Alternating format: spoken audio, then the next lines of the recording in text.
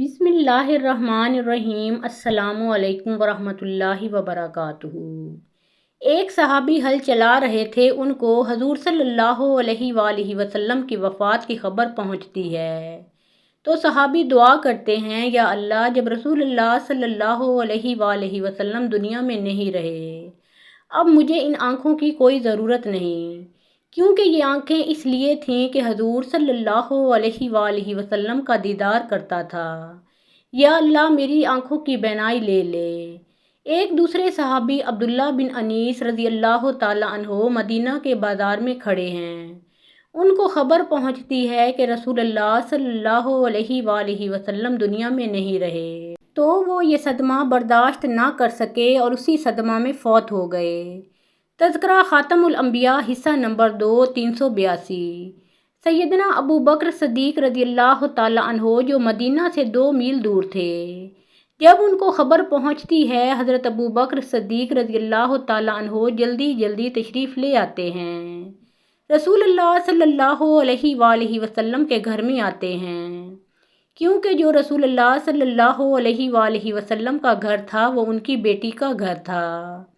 जो रसूलुल्लाह सल्लल्लाहु अलैहि वसल्लम का घर था, वो हज़रत आयशा सदीक़ा रज़ियल्लाहु ताला अन्हा का घर था। हज़रत अबू बकर सदीक़ रज़ियल्लाहु ताला अन्हो अंदर तशरीफ़ लाए। हज़रत आयशा सदीक़ा रज़ियल्लाहु ताला अन्हा ने अपने वालिद मोहतरम को देखा तो सब्र के बंधन टूट गए, आंखों में आंसू जारी हो गए।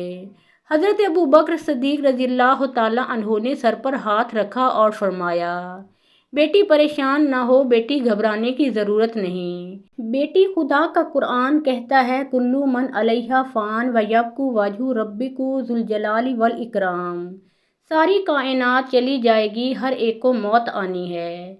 चाहे कोई भी हो, बाकी रहने वाली ज़ात एक अल्लाह की है। हज़रत अबू बकर सदीक़ रज़ियल्लाहु ताला अन्हो रहमत वाले नबी सल्लल्लाहु अलैहि वसल्लम के करीब आए। कहने लगे, बेटी, मुझे मुस्तफ़ा सल्लल्लाहु अलैहि वसल्लम का दीदार तो कराओ।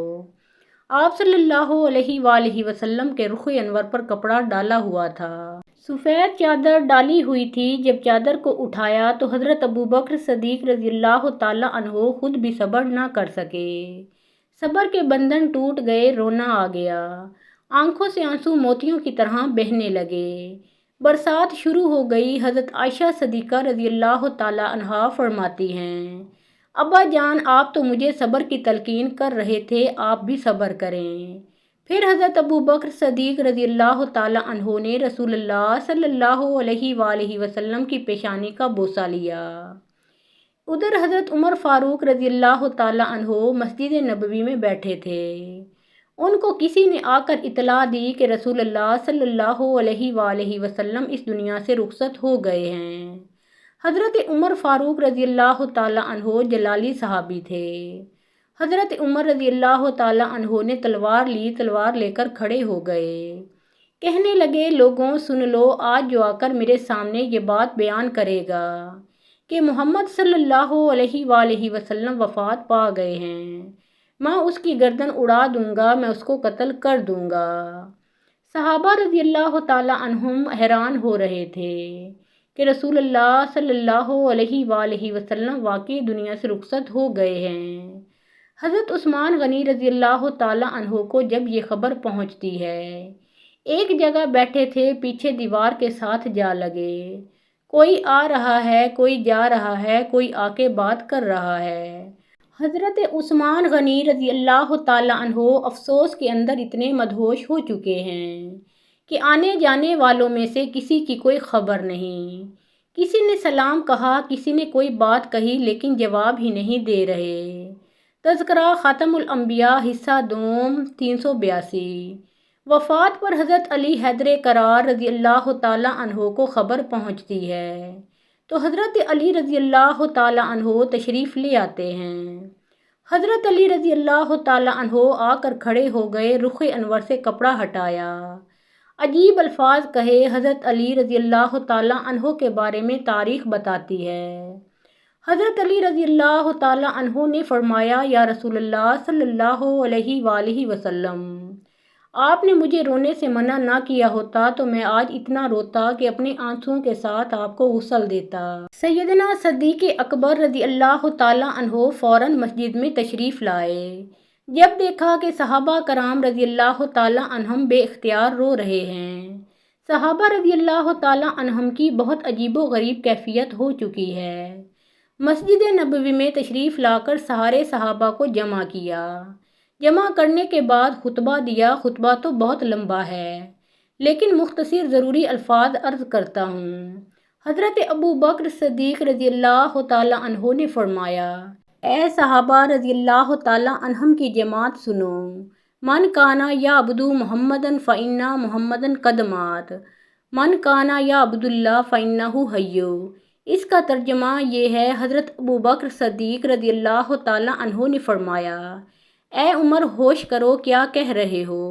آج میرے الفاظ سنو۔ فرمایا، جو آدمی محمد عربی صلی اللہ علیہ وآلہ وسلم کی عبادت کرتا تھا، آج محمد عربی صلی اللہ علیہ وآلہ وسلم تو دنیا سے رخصت ہو چکے ہیں، لیکن جو شخص اللہ کی عبادت کرتا تھا، خدا آج بھی زندہ ہے، خدا ہمیشہ کے لیے زندہ رہے گا۔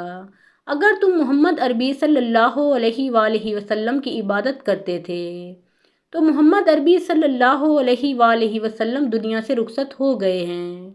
صدیق اکبر رضی اللہ تعالیٰ عنہ نے فرمایا، میں نہیں کہتا بلکہ خدا کا قرآن کہتا ہے، قرآن کی آیت تلاوت کر کے سنائیں۔ حضرت عمر رضی اللہ تعالیٰ عنہ فوراً اٹھے اور آ کر صدیق اکبر رضی اللہ تعالیٰ عنہ کی پیشانی کو چوما اور فرمایا، واہ صدیق، آپ نے تو میرے بہت سارے شکوک و شبہات دور کر دیے۔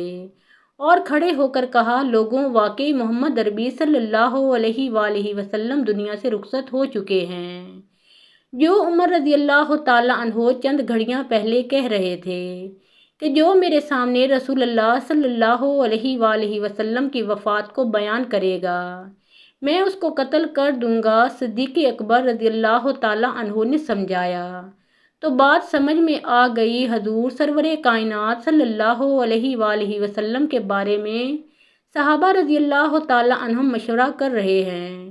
مشورہ کس چیز کا؟ کہ اب پیغمبر صلی اللہ علیہ وآلہ وسلم کی تدفین کا سوچا جائے۔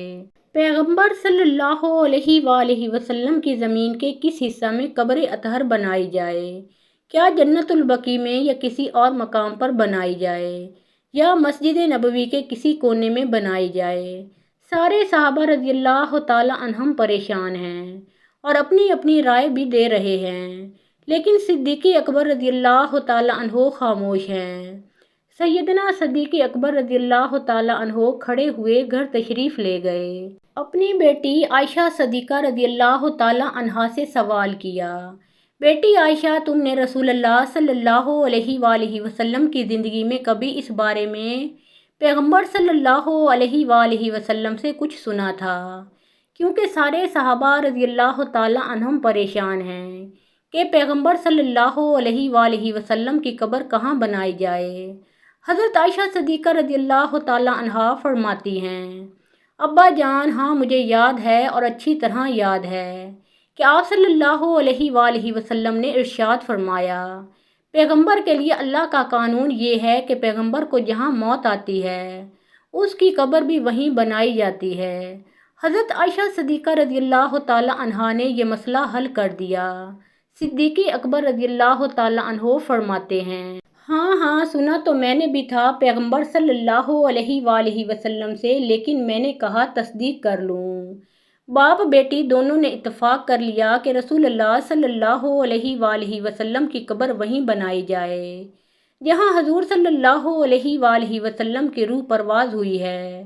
پیغمبر اقدس صلی اللہ علیہ وآلہ وسلم کی قبر اطہر کے بارے میں صحابہ کا اتفاق ہو گیا کہ آپ صلی اللہ علیہ وآلہ وسلم کی قبر وہیں بنائی جائے جہاں نبی کریم صلی اللہ علیہ وآلہ وسلم کی روح پرواز ہوئی ہے۔ حضور صلی اللہ علیہ وآلہ وسلم کی قبر کھودنے کے بارے میں مشورہ کیا جا رہا تھا کہ قبر کون کھودے گا۔ صحابہ کرام رضی اللہ تعالیٰ عنہم میں سے جن کا کام قبر کھودنے کا تھا، ان میں سے ایک کا نام ابو طلحہ رضی اللہ تعالیٰ عنہ ہے اور دوسرے کا نام حضرت ابو عبیدہ رضی اللہ تعالیٰ عنہ ہے۔ اب کس کو پیغام بھیجیں، کس کو بلوائیں، کیونکہ دونوں قبر کھودنے کا کام کرتے ہیں۔ حضرت عمر فاروق رضی اللہ تعالیٰ عنہ نے فیصلہ کیا کہ پیغام دونوں کی طرف بھیج دو، جس کے مقدر میں ہوگا وہ پہلے پہنچ جائے گا۔ دونوں صحابہ کرام رضی اللہ تعالیٰ عنہم کی طرف پیغام پہنچ جاتا ہے، لیکن حضرت ابو طلحہ رضی اللہ تعالیٰ عنہ پہلے پہنچ جاتے ہیں، قبر کھودنا شروع کر دیتے ہیں۔ پھر غسل کے لیے صحابہ کرام رضی اللہ تعالیٰ عنہم سوچنے لگ جاتے ہیں، نبی کریم صلی اللہ علیہ وآلہ وسلم کو غسل کون دے گا؟ اب غسل دینے کے لیے کون آئے؟ ہر ایک کی تمنا ہے کہ میں نبی کریم صلی اللہ علیہ وآلہ وسلم کو غسل دوں، کیونکہ زندگی کا آخری موقع ہے، نبوت کے جسم کو ہاتھ لگانا سعادت ہے۔ کون نہیں چاہتا کہ آخری وقت میں میرے ہاتھ نبوت کے جسم کو لگیں؟ ہر صحابی رضی اللہ تعالیٰ عنہ کی یہی تمنا، ہر صحابی رضی اللہ تعالیٰ عنہ کی یہی خواہش تھی کہ ہاتھ میرے ہوں اور وجود نبی کریم صلی اللہ علیہ وآلہ وسلم کا ہو، مجھے غسل دینے کا شرف حاصل ہو جائے۔ لیکن ہر ایک کی تمنا کیسے پوری ہو سکتی تھی؟ سیدنا صدیق اکبر رضی اللہ تعالیٰ عنہ نے کھڑے ہو کر فیصلہ کیا، اے عباس رضی اللہ تعالیٰ عنہ ادھر آؤ۔ حضرت عباس رضی اللہ تعالیٰ عنہ حضور اکرم صلی اللہ علیہ وآلہ وسلم کے چچا ہیں۔ حضرت عباس رضی اللہ تعالیٰ عنہ تشریف لائے، پھر ان کے دو بیٹوں کو بلایا اور کہا، اے علی رضی اللہ تعالیٰ عنہ تم بھی آؤ، کیونکہ تمہارا بھی پیغمبر صلی اللہ علیہ وآلہ وسلم کے ساتھ قریبی رشتہ ہے، اور پیغمبر صلی اللہ علیہ وآلہ وسلم کو غسل دو۔ حضرت انس رضی اللہ تعالیٰ عنہ فرماتے ہیں، جب پیغمبر صلی اللہ علیہ وآلہ وسلم کو غسل دے دیا گیا تو نبی صلی اللہ علیہ وآلہ وسلم کا چہرہ تو پہلے بھی حسین تھا۔ نبی صلی اللہ علیہ وآلہ وسلم کا چہرہ پہلے ہی 14ویں رات سے زیادہ چمکتا تھا، لیکن نبی صلی اللہ علیہ وآلہ وسلم کو غسل دینے کے بعد صحابہ چہرہ دیکھنے کے لیے آتے۔ خدا کی قسم جب چہرے سے کپڑا ہٹاتے تو ایسے معلوم ہوتا جیسے قرآن کے ورق کھلے ہوئے ہوں۔ اس سے اگلی بات یہ ہے کہ آپ صلی اللہ علیہ وآلہ وسلم کا جنازہ کیسے پڑھا گیا؟ جب کوئی مسلمان فوت ہو جاتا ہے اس کا جنازہ پڑھنے کی ضرورت ہوتی ہے، لیکن پیغمبر صلی اللہ علیہ وآلہ وسلم کے بارے میں ہمارا عقیدہ اور ہر مومن مسلمان کا یہ عقیدہ ہونا چاہیے کہ نبی گناہوں سے معصوم ہوتا ہے، پیغمبر صلی اللہ علیہ وآلہ وسلم گناہوں سے پاک ہوتا ہے۔ اس واسطے یہاں یہ کہنے کی ضرورت نہیں کہ یا اللہ ہمارے نبی کی بخشش فرما، یا اللہ ہمارے نبی کے گناہ معاف کر۔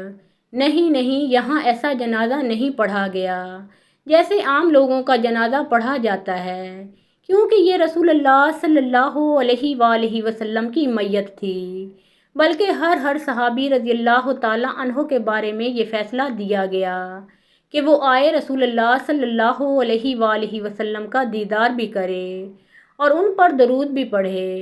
یہی محمد صلی اللہ علیہ وآلہ وسلم کی نماز جنازہ ہے۔ اب سارے صحابہ بیک وقت نہیں آ سکتے تھے، تو پہلے ازواج مطہرات نے آپ صلی اللہ علیہ وآلہ وسلم کی ذات پر درود پڑھا، پھر گھر والوں نے آپ صلی اللہ علیہ وآلہ وسلم کی ذات پر درود پڑھا، تو پھر اہل بیت نے آپ صلی اللہ علیہ وآلہ وسلم کی ذات پر درود پڑھا، پھر اس کے بعد خلفائے راشدین نے آپ صلی اللہ علیہ وآلہ وسلم کی ذات پر درود پڑھا، آپ صلی اللہ علیہ وآلہ وسلم کی ذات پر درود پڑھا، پھر انصار صحابہ نے آپ صلی اللہ علیہ وآلہ وسلم کی ذات پر درود پڑھا، پھر عورتوں نے آپ صلی اللہ علیہ وآلہ وسلم کی ذات پر درود پڑھا۔ ترتیب کے ساتھ 10 آدمی آتے تھے، آپ صلی اللہ علیہ وآلہ وسلم کی ذات پر درود پڑھتے تھے، رسول اللہ صلی اللہ علیہ وآلہ وسلم کے چہرے کا دیدار بھی کرتے تھے، اور آپ صلی اللہ علیہ وآلہ وسلم پر درود بھی پڑھتے تھے۔ یہی آپ صلی اللہ علیہ وآلہ وسلم کی نماز جنازہ تھی کہ نبی کریم صلی اللہ علیہ وآلہ وسلم کے چہرے کے سامنے سے گزر جانا، دیدار بھی کرنا اور درود شریف بھی پڑھتے جانا۔ محترم ناظرین، پیارے آقا محمد مصطفیٰ صلی اللہ علیہ وآلہ وسلم کا پیارا نام ایک بار کامنٹ سیکشن میں ضرور لکھیے۔